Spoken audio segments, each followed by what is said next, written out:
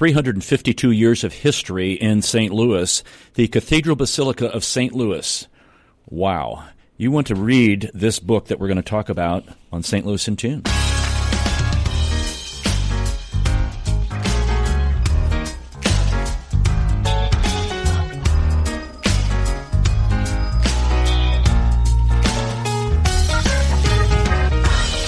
Welcome to St. Louis in Tune, and thank you for joining us for fresh perspectives on issues and events with experts, community leaders, and everyday people who make a difference in shaping our society and world. I'm Arnold Stricker, along with co-host Mark Langston. Mark is trying to keep warm as best as he can. Oh, my, yes, you're right. I walked out of the house today.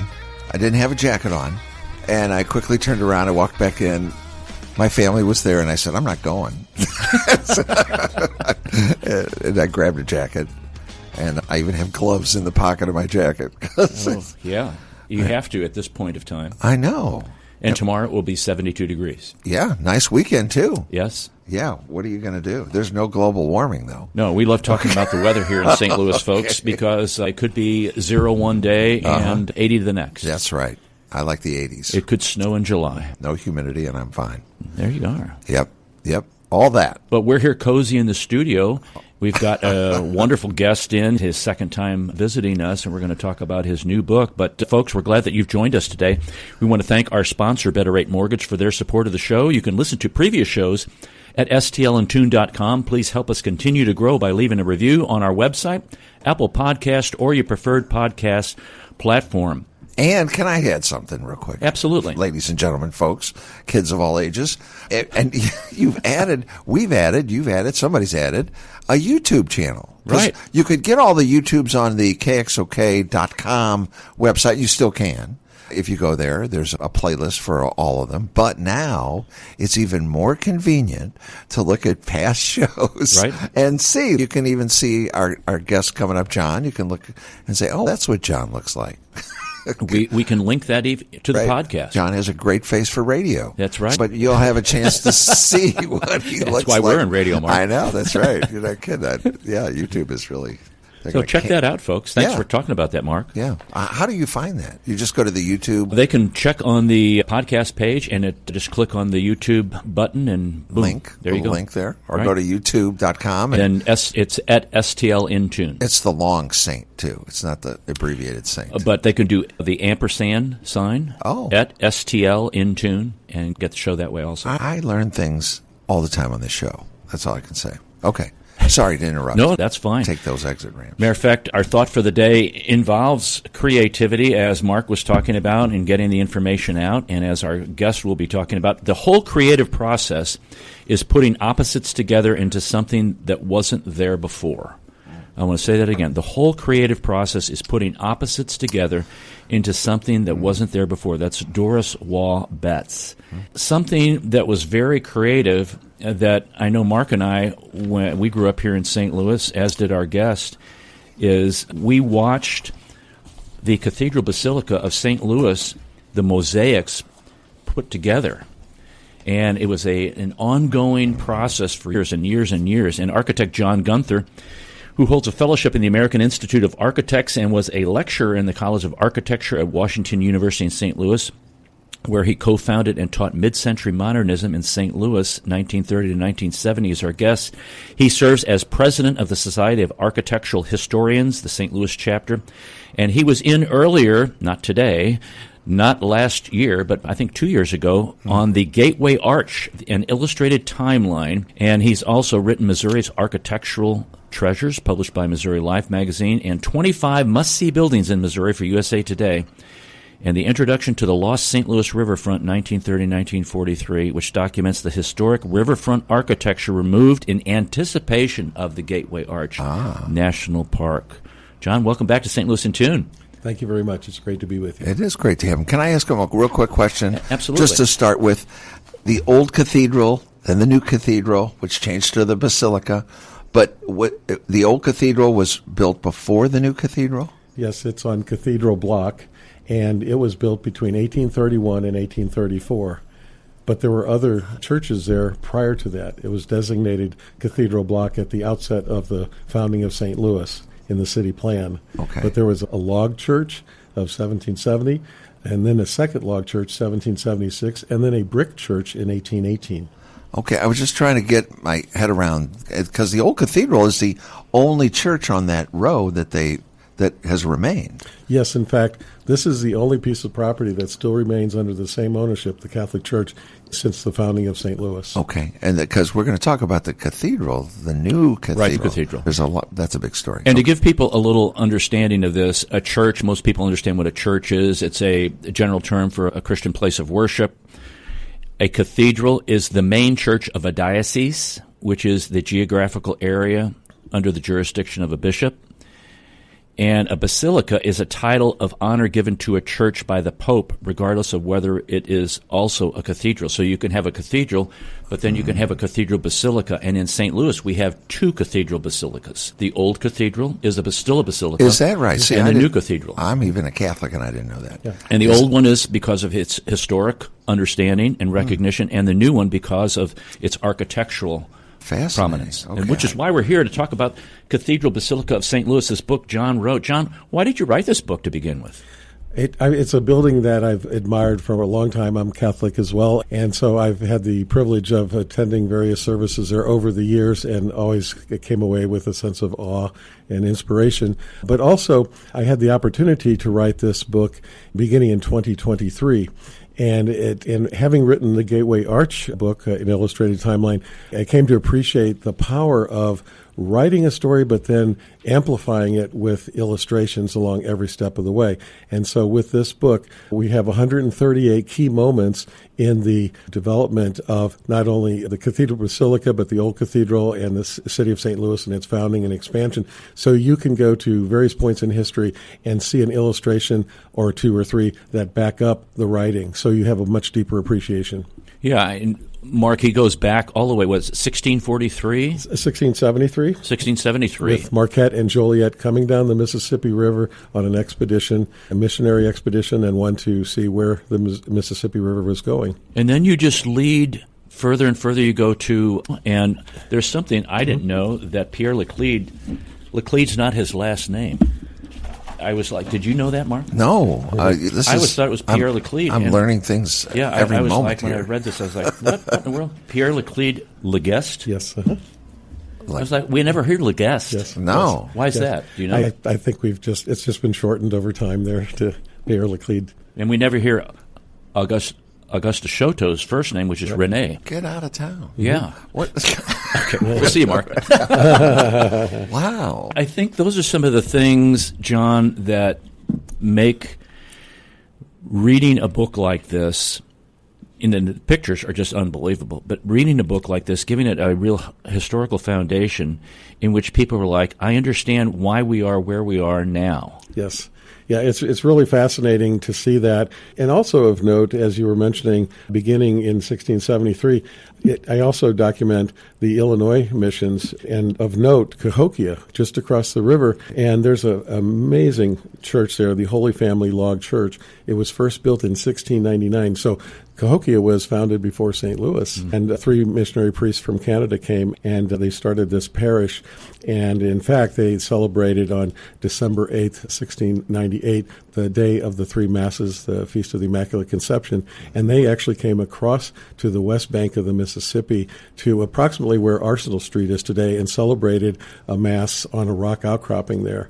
And so that was one of the first Mass that I know of on the west bank of the Mississippi. And then in 1699, they built the Holy Family Log Church. And sadly, it burnt in 1740, but then rebuilt in 1799. So it's the oldest church west of the Alleghenies, and a very beautiful structure to behold. And it's in a vertical log construction style known by the French. And amazingly, these black walnut logs, which they reused after the fire, they date back to the time of Christopher Columbus coming to America. Wow. So that's how ancient this structure is. And they were growing at that point in time. And another point I would mention is the dimensions of this church are virtually identical to the second log church on Cathedral Block in St. Louis in 1766. So if you want to time travel and see what it would have been like to go to Mass on the riverfront in 1766, visit Cahokia and go to the Holy Family Log Church. I'm going. That's crazy. I'm going. It's open for Mass at 9 a.m. on Sundays for a Latin Mass. So that's unbelievable that it's still standing like that. Yeah. I was going to ask that as he was Now, when was the first? Take us back, because it's, I think of the Cathedral Basilica of St. Louis on Lindell Street, or as Siri says, Lindell Avenue. Okay. It's like the great granddaddy. But what was the original? Where was the original church building in St. Louis? When St. Louis was founded, Cathedral Block was established. Okay, and explain Cathedral Block. And so Cathedral Block was in the very center of St. Louis. It was 3 blocks up from the river and right in the center line. So there's about 18 streets east-west framing that block. And it was the center of religious activity, social activity, and educational activity. And so on that block, 1764, there was a one-room log church of 1770 that was built there to serve the purposes. And then later on, as I say, a second log church was built. But that has been the original site of the original church of St. Louis. Would that be like now where the arch stands, or more towards the river? It's exactly where you see the old cathedral, the stone cathedral that is there from 1831 to 34. It occupied a block around that. Okay. So at various points in time. So the log church was about in the middle of that block. And then there was a cemetery on the northwest corner, and then a rector's house, and then gardens and a well house, and so on. Then a second log church was built alongside of it. And then in 1818, a brick church was built at the northeast corner of that site. And then at a certain point, we were ready for a really beautiful church in stone that was built in 1831 to 34, and that was under the direction of Bishop Rosati. And that's the one that we know that's currently is the old today. cathedral. Right. So that's that cathedral block is still. Yeah, it's all. If you could imagine a block surrounding that existing building, even though you can't make out a block because it's landscaped and it's part of the arch grounds now. But that was the block. Wow. And I remember back in the day, and I don't remember this, but back in the day, the old cathedral was surrounded just by buildings after that. And they were wondering, what are we going to do with this? Right. That's when I think the arch kind of came into mind, and we need to preserve this, like the old rock house, and they moved that. Yeah, in fact, interesting story there in doing the research for the Lost St. Louis Riverfront. The idea there, they ultimately, after analyzing 40 blocks of these buildings, only 3 were chosen to remain: the old cathedral, the old courthouse, and the old rock house. And the old rock house would have been just inside the north leg of the arch as Eros Aaron envisioned it. But when they had to relocate the railroad tracks about 100 feet to the west, that unfortunately meant the destruction of the old rock house, which, by the way, they saved pieces of it, and it's in the museum under the arch there. But so we really have just 2 remaining structures, the old cathedral and the old courthouse. Of note, Charles Peterson, a really great historian, preservation architect, part of the National Parks, and he founded HABS, Historic American Building Survey. He wanted to save as many buildings as possible, and then they measured and photographed these buildings and documented them, and then the best examples of those buildings, say the cast iron fronts and so on, they salvaged those, they put them in a warehouse. They were going to have a museum of American architecture so that citizens could still appreciate the architecture that was on the grounds before they were removed. Sadly, there was not funds available to build that museum of American architecture, so that never came to be. And then these artifacts were distributed all across the country in points unknown. But he did everything he could to save those buildings.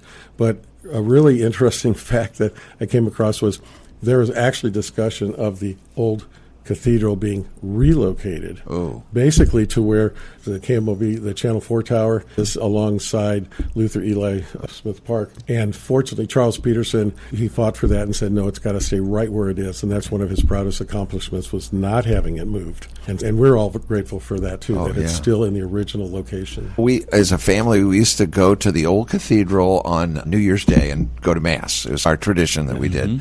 I remember, it still hurts me. I still see the results of it. Somebody took a spray can and the pillars of the old cathedral, they sprayed eye level, they sprayed circles around it. And they came, maybe you don't know this, I don't know. And they came and they wanted to get rid of it, and I think they scrubbed it. And you can now see where, when they cleaned that up, it dug into those pillars. Yeah. So maybe next time you go down there, you'd see they were there. It was terrible. I remember it. I was young, very young, and I remember going to Mass and seeing those, and they just let it sit there for a long time before they were able, and they came in and they scrubbed it so much, they did scrub some of the rock, the stone, away from those pillars. But it was, And of note, that building is created out of Joliet limestone from Joliet, Illinois. Maybe that. Joliet comes down the right. river. But they actually built that out of Limestone's Joliet. And it's a little bit soft. I was going to say, limestone is a little soft. It's aged, and you can see that kind of if you look at it, you'll see spalling. where you'll go, oh, this must be where some vandal came with a black spray can and just. But of note, this was the first building of significance in the state of Missouri, the first cathedral west of the Mississippi River. And it was designed by Martin and LeVay, the first architects west of the Mississippi. Wow. So a lot of firsts there. Yeah, something I thought that I didn't realize either was that St. Louis was the center of the diocese, which really was half the United States. That's correct. It was like, what? Is that right? Yeah, there's a picture in the book. It's like, what? Never knew that. Yeah, 1826. And so, by the way, next year will be the 200th anniversary of the founding of the Diocese of St. Louis. Wow. And so you're correct. It was half of the United States. Pope Leo XII was the one who founded the Diocese of St. Louis, and this is July 18th, 1826, and he divided the Louisiana Territory into two dioceses, New Orleans, which is basically the state of Louisiana, and then St. Louis was the remainder of the Diocese of St. Louis, of the remainder of the Louisiana Purchase. So basically that Louisiana Territory divided in two, doubled the size of the country, and added a vast number of Catholics to serve in this area, about 50,000 Catholics to serve. And so that was quite a monumental task to serve all of those people in this burgeoning country. John, how many Catholics do you think are in St. Louis right now? I've heard a couple of different, 250, 300,000. Yeah. Apparently we have a large population of Catholics here. Yes, very much. And that's part of the book, too, is just so you can appreciate the influence of Catholicism on the city of St. Louis and how it was founded and expanded and so on. Yeah, and as the expansion went further west, it seemed the church was like, we need to move the center of where we need to be.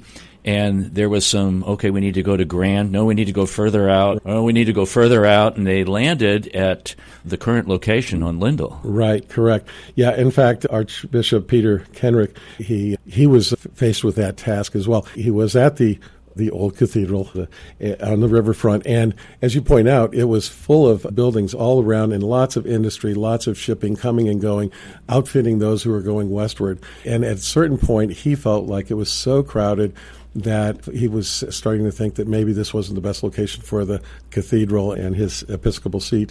So he actually went to St. John the Apostle and Evangelist and made that his pro-cathedral, and that was about 16th Street, so a little further west to serve, the expanding city and the Catholic population moving westward.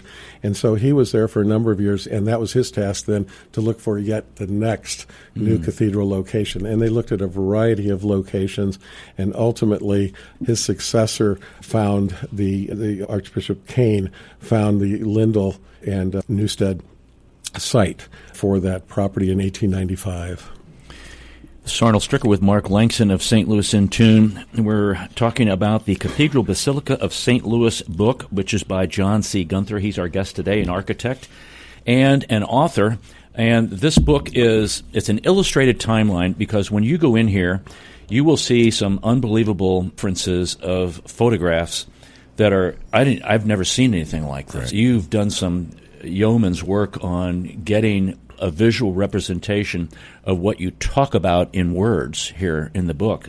And where did you get all these things from? A variety of sources, and I might say this evolved from writing a book to a calling. I was totally consumed with doing this, but I had the great privilege of researching in the archives of the St. Louis Archdiocese, and they rolled out amazing files for me to review and pore over and study and document and so on. So there was lots of information there.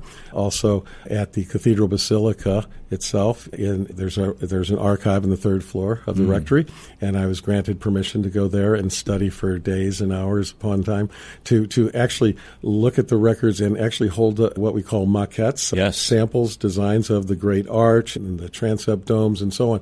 So to be able to hold that history and study it firsthand was truly amazing, along with the construction documents. And then there was a variety of other sources, Mercantile Library with the various collections, the Globe Democrat collection of photographs and so on. I found it interesting to see what moments in time they thought were worthy of documenting in the newspaper. And so those are a part of the book as well. Also, the construction photos are from a book from 1911, Notable Catholic Institutions, and this was from the St. Louis Public Library, Central Library, and it documented the construction process from 1911 to 1914 or so 1907 to about 1914, so we could see how the building was built. And it's really amazing because it adds a human touch to it. You see the workmen opposing. Actually, there's a signalman standing really on the precipice of a granite wall way up in the air, signaling that it's time for the crane to lift up materials to an upper level. And definitely pre-OSHA. Yeah, I was going to say, he had his lifeline on. Yeah, right. And they're in suit coats and roller derby hats. Yeah, it was so classy. But it was really interesting to see work clothes back then. The craftsmen chipping away at the stone between the cathedral chapel and the cathedral under construction. Okay, now I want you to go into why this building became a basilica. And it's mainly from my perspective, it's the Mosaics, which started when, and when did they stop? Are they still going on? They have been completed. They were completed in 1988. They began with the commission for mosaics in 1912 with the Tiffany Company of New York for the two chapels off to the left side.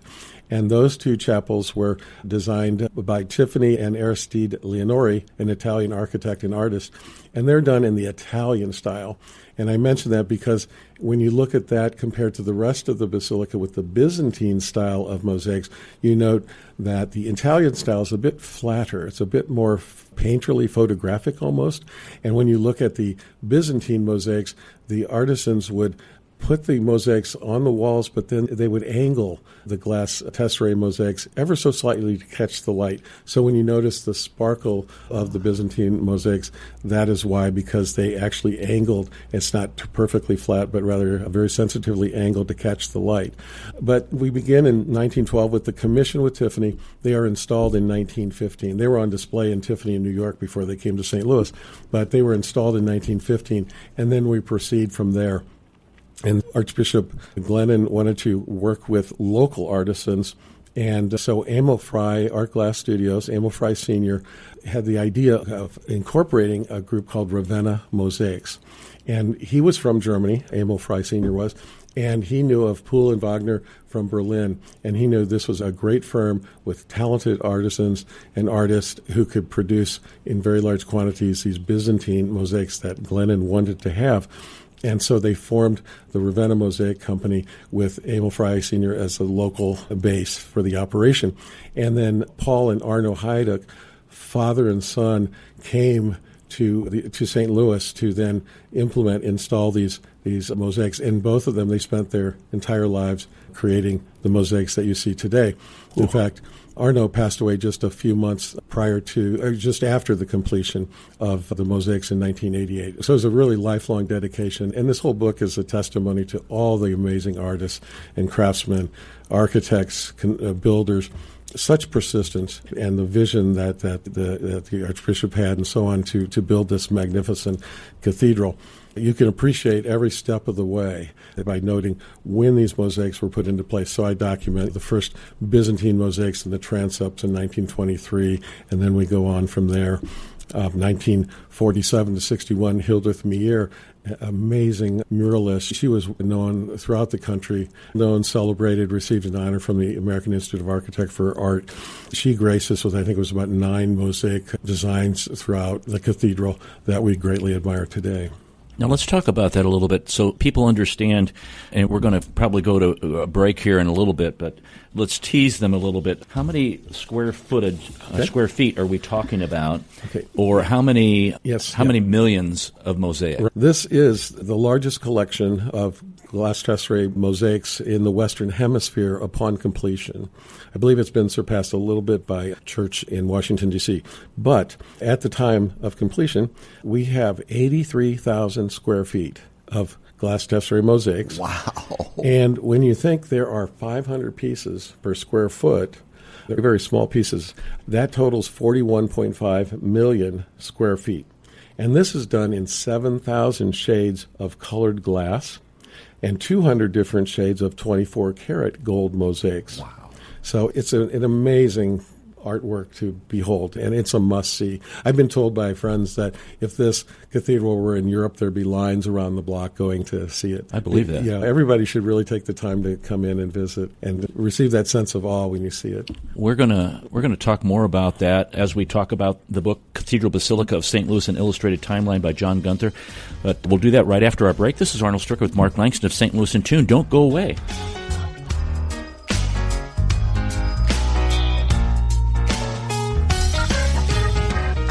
Everyone in St. Louis promises a better mortgage rate, but what you really need to turn that perfect house into your dream home is a better mortgage. At Better Rate Mortgage, we open the door to so much more. Whether you're purchasing your first home or taking cash out to make your dream home even dreamier, our door is open. Come on in and get started today. We'll show you how. Call Sean directly at 314-375-3293 or online at betterratemortgage.com. Remember, at Better Rate Mortgage, a better rate is just the beginning. betterratemortgage.com. NMLS ID 240135, an equal housing lender.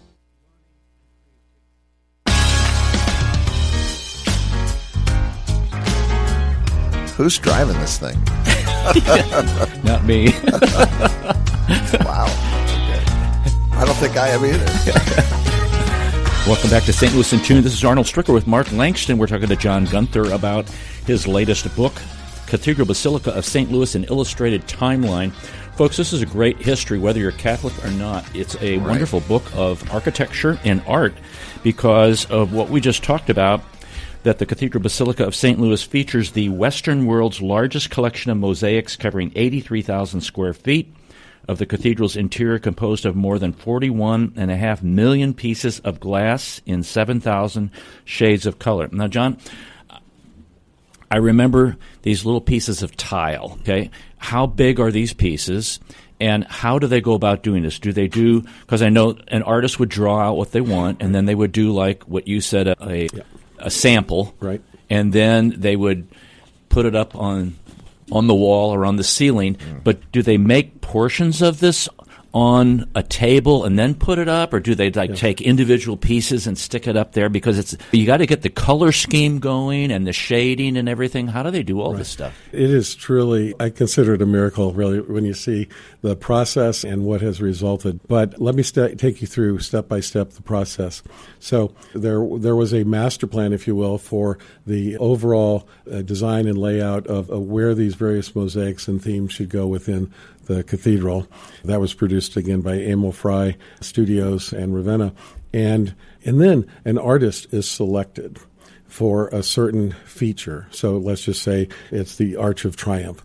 And then that artist will set about creating a sketch and a drawing, typically in pencil, and that is reviewed with the client with an approval.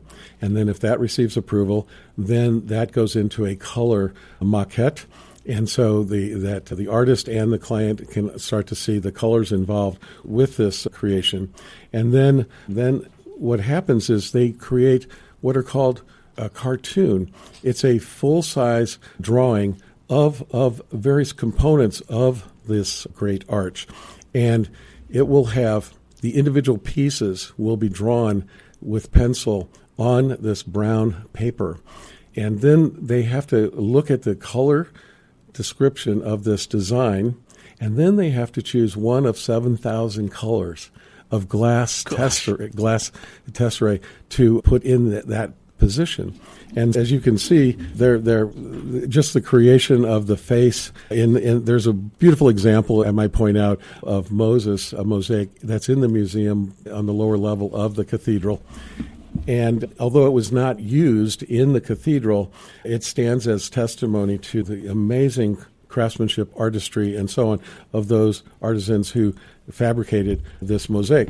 So they pick out various shades, 7,000 shades, to create the face of Moses and others, along with the background and what have you. What is amazing to me, though, is these 7,000 shades, they're in the factory as pancakes of glass. So they have these circular pancakes where they pour out the colored glass and it hardens. And then from that, they take a chisel and they chisel off a piece to create the exact shape they need. Then they take that piece of mosaic and they glue it to that hand-drawn cartoon, paper on brown paper, pencil on brown paper, and they glue it onto the face and they create this panel. Now, this panel may be the size of a desk here. It may be 2.5, 3 feet by 4 feet. So this is all backed up by this paper. Then they climb up the scaffolding to the ceiling, and there's a wet mortar cement applied to the concrete structure. And then they position it and push it into that wet mortar, and then they tap the mosaics to give a slight angle so that it catches the light. They let that dry and harden. Then they pull the paper off, and then they clean it and grout it. But what's part of this process is it's all done, the image is done in reverse. I was going to say. Because you're looking at the face of this mosaic, but that face will be applied to the surface of the dome, and then when it's pulled off, then you see it and how it's supposed to appear. So when there's letters written in mosaics in the ceiling, they were all in reverse originally on the floor of Ravenna Mosaics. And then what is truly amazing is they create this panel, this master panel diagram that shows this panel here is next to the next panel, and so on and so forth. And they're not square panels; they are in and out, and so on.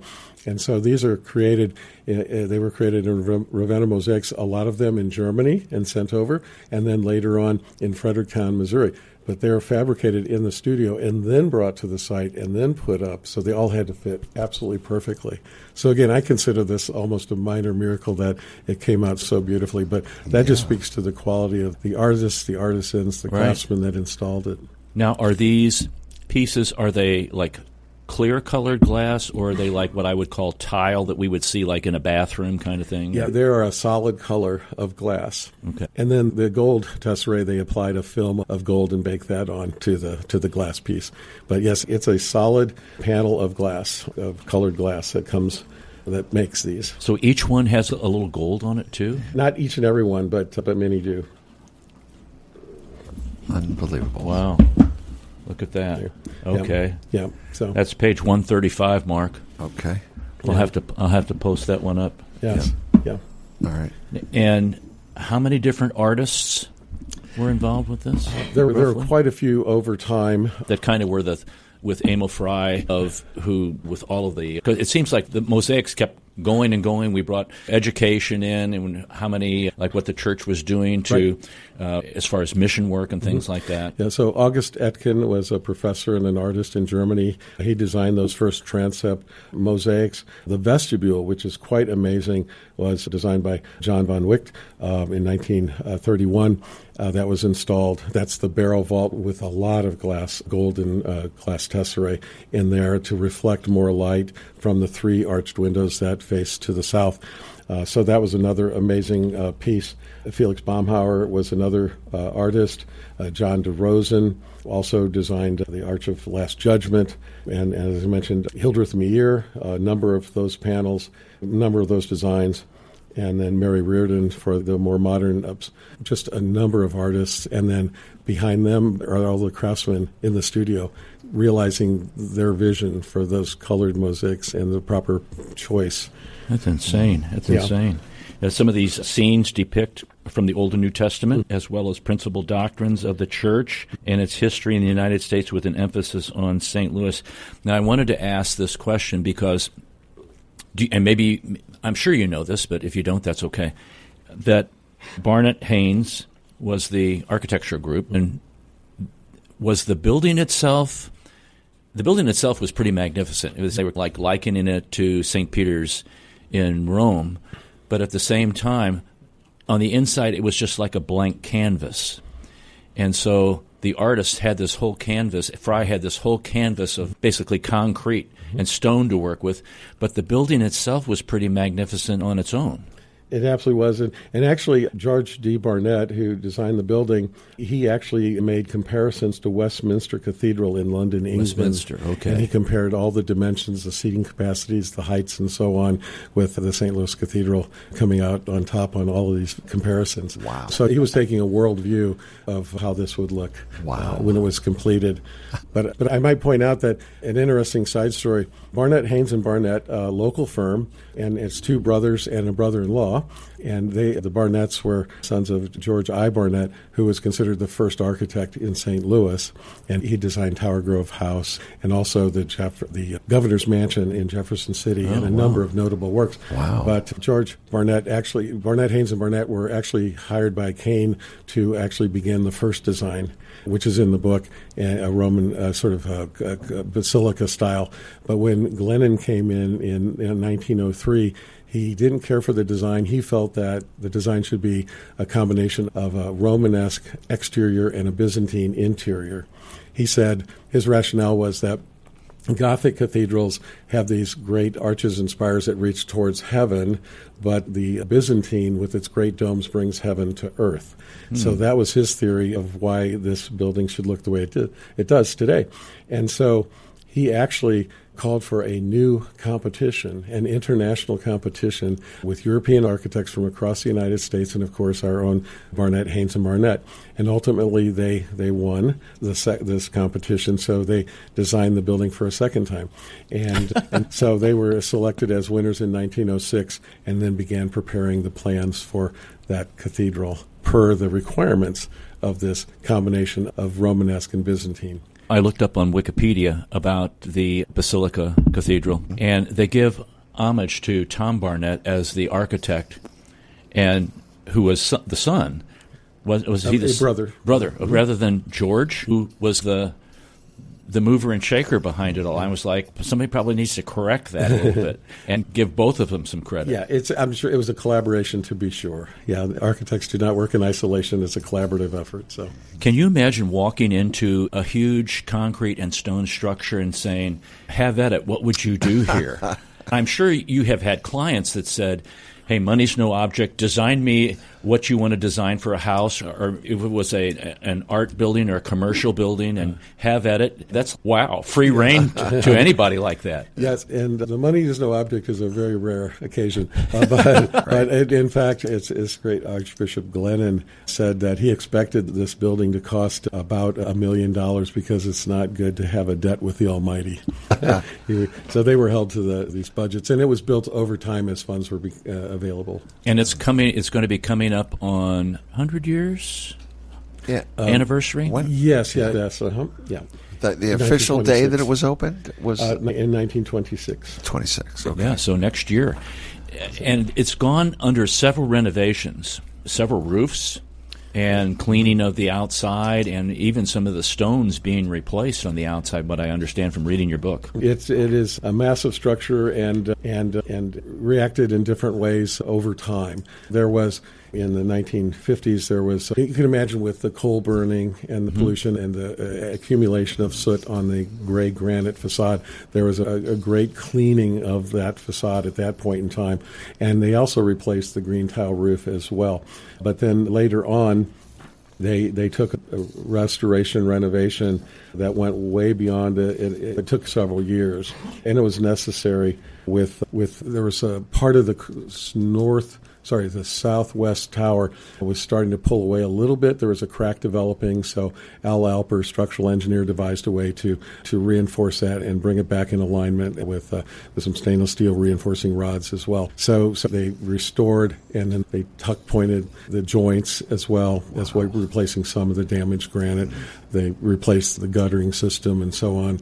And then there was also the replacement of the transept domes, which had started to leak and actually damaged the transept paintings inside. So they had to take those down.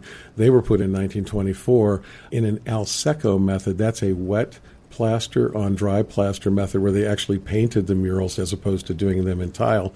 That was because they were pushing for the 100th anniversary of the diocese, 1926, to have as much of the cathedral completed as possible. So that's what they did. But that lasted from 1924 to 84.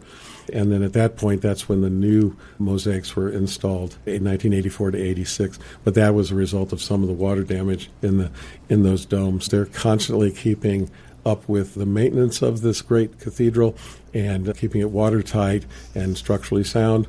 And in fact, the most recent work was the re-illumination, the transformational illumination of the interior by a friend of mine, Randy Burkett, a great lighting designer who, by the way, has lit the Gateway Arch 3 times, each time with greater efficiency. It's great, yeah. But this time with the Cathedral Basilica, they've installed an array of LED lights, and they use 15% of the energy previously used. Wow. And you can see the mosaics in much better illumination in a whole new way. Hats off to Randy and his team at Burkett Lighting, Reed Burkett, and they did a magnificent job. Yeah, because just to be able, you walk in, I remember being in there just briefly one time, and you're craning your neck to see everything, and that was when there was still scaffolding going on. They were still working on some of the ceiling, and some of the walls. And thinking about this and taking a tour, which I'm sure they give tours? They do. They have docents who give wonderful tours on a fairly regular basis. I would call ahead and see when those are. I believe afternoon Mass on Sundays, so you can take a tour after that. And are there other churches that have similar kinds of mosaics in the area? Do you know of? I'm sure there are some, but I would have to... You focused on this one. Yeah, I'm really focused on this one, so yes. I would say anyone that wants to go on a tour of the Cathedral Basilica really needs to read this book first. Because it will make that tour, you might know more than the tour guide. Matter of fact, tour guides ought to read this book. Probably should. You catch that, tour guides? I hope it helps them. Yeah, John, is there anyone buried in the cathedral? Yes, there are archbishops that are interred in. There's a tomb of interment, a chapel of interment on the lower level below the All Saints Chapel. It's on so if you go down to the lower level to the Mosaic Museum, if you turn right to go down that hallway, you'll see that chapel of interment. Okay. So there are several archbishops interred there. Is that several? Yes, okay. Wow. All right. Yeah. And in fact, of note, Bishop Rosati, who built the Old Cathedral, he had passed in Rome while he was there on business, and he was buried there for about 111 years. And then the Archdiocese of St. Louis wrote to Rome asking that his mortal remains be brought back to St. Louis. And so that was granted, and he was interred in this chapel of interment for a number of years. That was in 1954 when he came back to St. Louis. And then there was a decision made, a request that his body be interred in its ultimate resting place under the altar at the Old Cathedral, which he built. And so that is his final resting place. Oh. Which really makes sense. Yes. It does. Really makes sense. Now, you had a story for us before we went on the air about someone came to you and asked you a question. Yes, I had a very moving experience on Sunday. I was signing books at Barnes & Noble in West County Center, and this young lady came up to me and asked me if there was a piece of writing in the book about the first baptism in St. Louis. And in speaking with her, she let me know that she was a descendant of this young Marie, a French child, a French infant, who was baptized under a tent for lack of church. They did not have a church on Cathedral Block at that point in time. So Father Murin baptized the French infant Marie. She was the daughter of Jean-Baptiste Deschamps and Marie Pignon, and she was born in September of 1765 and baptized in 1766. And here with me was the descendant of that lineage. Can you imagine, I was Mark? absolutely amazed. It was such a great honor to meet her. And then she asked me if in the book there was an image of this event memorialized in the mosaics in the cathedral. And yes, there is. It is in the arch. It's in the Dome of Local History area in the South Arch. And you can see in mosaics, you can see the tent with the baptism occurring. It's on the left-hand side of the arch. Amazing. So that's the beauty when you come to to the cathedral, in the Dome of Local History, you can see the history of St. Louis, saints who spread Catholicism across America, and all those who've had such a great impact in this region, Cardinal Ritter, Father de Smet, Joliet Marquette, the Bolivian missions, and so on. So you can stand there and look up and just learn a lot just by reading and looking at the mosaics and have a greater appreciation of all those who've come before. Wow. So many of those bishops' names have become part of our community. Absolutely. They really have. It's amazing. Now, I don't know if anyone's going to talk about the papal visit. The Pope came to St. Louis. Yep. I think he stayed. I don't know if he stayed at the rectory or there's a building next to the rectory. He spent the night here even. Yes, at the Archbishop's residence. Okay. In the corner there, a little bit to the west. And yes, that was an amazing event. I don't believe we've ever had a pope until that come to St. Louis. I could be wrong, but yes, that was a truly first and last so far. So far, yes, yes. So at any rate, those couple of days were very momentous, to say the least. And so many people were able to attend Mass there at the new cathedral, at the Cathedral Basilica, which had just been dedicated as a basilica, and also to down at the, I believe, the Edward Jones Dome. Right. He said Mass to the youth down there. I would point out something that I've learned since I wrote the book. It was at the Mass at the Dome, he actually used a chalice from the pastor of the Holy Family Log Church of Cahokia. So this chalice dated, it was over 300 years old, and he was able to use that chalice to celebrate Mass.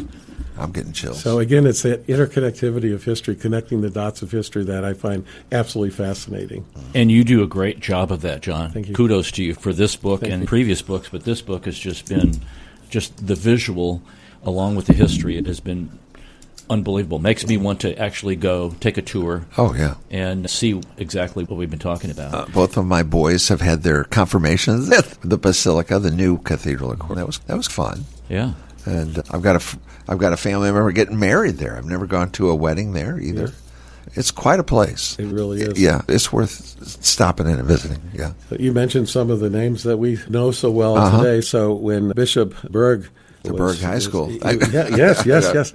Yeah, so when he was designated to serve this vast area, I found it interesting that he spent the first couple of years traveling throughout Europe asking for help, asking for funding, asking for missionaries to come help him because of this vast area and the large population.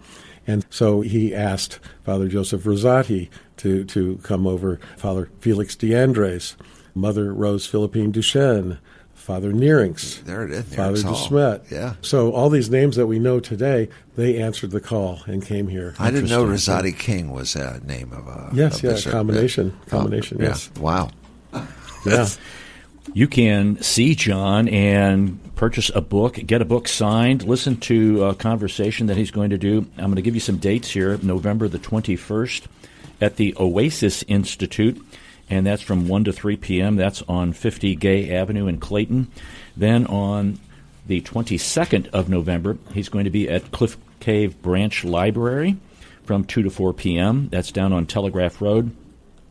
On December the 7th, at the Old Cathedral Museum, the Basilica of St. Louis, King of France, Old Cathedral Museum, and that will be after Mass. Is that correct, John? Yes, after 10:30 Mass and afternoon Mass. Okay. And then on December the 12th, at the Kirkwood Public Library from 6 p.m. to 8 p.m., and also at the Kirkwood Public Library on February the 5th from 7 to 9 p.m. But how can people keep an update of where you're going to be, John? Is there a website or something? Well, I would suggest contacting Reedy Press and just checking in with them to see any kind of new listings. Okay. Yeah. Now, my last question, and we might not get to what we're going to get to, Mark, but that's okay. That's okay. What was your biggest holy smokes moment? There's some interesting ones. Actually, there's several of them, but let me mention this one. I came across the words of Monsignor Teltorst, who was a rector there, and he really put things in perspective for me in studying this magnificent cathedral and the mosaics. And he was addressing his parish and the members of the parish, and he said, quote, "Perhaps a mosaic in the end is our best comparison as each of us adds to the beauty of the parish family and creates a magnificent design for the glory of God. So imagine all these millions of mosaics translating that to people. Yes. And so by extension, I think about reflecting the history of the Cathedral Basilica of St. Louis and all those who dedicated their lives and efforts to its realization. Perhaps a mosaic is our best comparison with them. And then, as they contributed their part to the beauty of that we behold today. But I would also further ask that we all reflect on how each of us, like a mosaic, contribute our unique gifts to make our world more beautiful. Said. I appreciate your calling. Thank you. As I'm listening to you and I'm paging through the book, I believe you're right. I think it was a calling for you. Yeah. It's wonderful that you've gathered all this information from all these different places, and you've attempted, I would say, to fill them into the book, but done very well with it. Yeah, quite a calling. Thank you. And it's not that you're just an author. You're an architect who appreciates this. You understand what went into building this. Exactly. And the artwork that is there. Exactly. And your Catholic faith just combined, and it, like Mark was saying. Labor of love, I would Yes. say. Amen. Amen. Yes. So thank you very much for coming in, John, and talking to us Can I ask about John, Oh. the book. where did you go to school? I attended Chaminade High School here in St. Louis. Okay. And a wonderful story there, the influence of our teachers. I took a technical drafting class my senior year. Okay. I think it was his last semester of senior year. Mr. Walter Resch, when I turned in my assignment for the design of an addition to our house, he looked at it and he said, "Have you ever thought about being an architect?" Wow. Those 8 words changed my life forever. Wow. And he handed me information and brochures on various colleges of architecture. And I never looked back. I went forward with that. I attended the University of Kansas, had a wonderful education there, and had the privilege of teaching there and working in Lawrence, Kansas before returning to St. Louis. And I've had a wonderful 50 years in architecture. It's amazing what teachers' influence can be with the right words at the right time. Amen. Yeah. Absolutely. It worked out good for the book and for all of us. Yes. For the Thank you. historical aspect of what's going on here. Thanks Right. for coming in, John. Yeah, Thank John. you so much. Appreciate it. Mark, do you have some days of the day? Oh, I could. I know it's Veterans Day today. Yesterday was Area Code Day. And we have a new area code here in the St. Louis area. Is that right? Yes. Only you would know that. Don't ask me what it is. It begins with a 5, though. Because with okay. And for those of you who are listening, we're recording this on Veterans Day. Which is Armistice Day, isn't Right, it? that's right? correct. 11/11. Yep. It's also Chicken Soup for the Soul Day, which is good. Chicken soup for the soul. Chicken soup's good anytime. I'm a big fan of it. National Happy Hour Day. Let's see, National French Dip Day. Do you like French dips? Anybody? Yes. Not bad. And it's also Get Outdoors Week when it's cold. Okay. Yes, always a time to do that. I can give you some mental floss. Why do people put rubber ducks on the dashboards of Jeeps? Have you seen that? Yeah, I'd like to know this. It's called Duck Jeep, and apparently a Canadian woman was road tripping in the States, and after an encounter at a rest stop, she decided to do something small but kind. She bought a rubber duck from a nearby store, wrote "Nice Jeep" on it, and placed it on a Jeep in the parking lot. And that simple gesture sparked a movement, and Jeep owners joined in, and the rest is history. Yeah.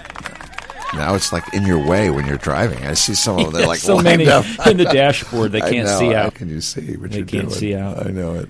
I think I could do one joke, Mark. Okay, one joke. That's all we can take, John. Okay, right let's now. see here. Don't let him do any more than one, John. I Just have reach to across find and... it. Okay, so I said this one last week, but it still would work. Okay. John will appreciate this. Yesterday, I helped my neighbor hang a 75-inch TV he bought from some guy on the street. When he turned it on, it was the menu from KFC. Love that. Okay, that's good. We're out of time, folks. We thank you for joining us. That's all for this hour. Thank goodness. If you've enjoyed this episode, you can listen to additional shows at stlandtune.com. Consider leaving a review on our website, Apple Podcast, or your preferred podcast platform. Your feedback helps us reach more listeners and continue to grow. I want to thank Bob Berthasell for our theme music, our sponsor, Better Rate Mortgage, our guest, John Gunther, and co-host Mark Langston. And we thank you for being a part of our community of curious minds. St. Louis in Tune is a production of Motif Media Group and the U.S. Radio Network. Remember to keep seeking, keep learning, walk worthy, and let your light shine. For St. Louis in Tune, I'm Arnold Stricker.